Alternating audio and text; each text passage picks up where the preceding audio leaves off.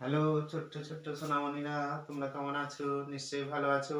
দেখো, তোমাদের আগে আমি অঙ্কের ক্লাসে যারা প্রথম অঙ্ক শিখছো, একদম প্রথম শুরু, যারা এই এক এক দুই তিন চার করে সংখ্যাগুলো শিখছো, তারা 20 পর্যন্ত 50 পর্যন্ত কেউ কেউ শিখে গেছো।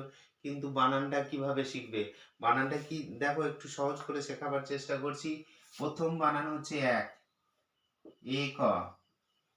এই এক বানানটা এইভাবে লেখার পর বারবার তোমরা মুখে বলে বলে লেখো। মুখে বলে বলে সেইভাবে লেখো যেভাবে তোমরা সংখ্যাগুলো শিখেছিলে। দেখো, এক বানান এ ক, এক, এ ক, এক। আর এই সংখ্যাটা বানান শেখার সঙ্গে সঙ্গে সংখ্যার যে বানান এটা, সেটা জানার জন্য এই নিচেতেও এক লেখো। এক, এক, এ ক, এক, এক, এ ক, এক, এক, এ ক, এক, এক। দুইটা ঠিক ওইভাবেই দুইটাও শেখো।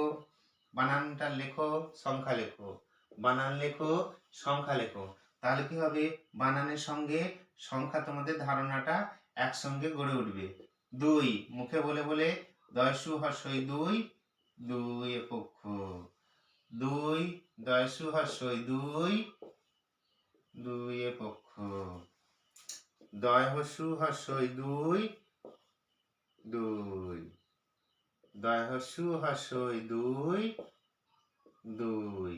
দয় হর্ষু হর্ষই দুই, দুই। তাহলে এইভাবে দুটো সংখ্যায় লিখলে কি হবে? বানানও লেখো এবং সংখ্যাটাও লেখো, বানান লেখো, সংখ্যা লেখো।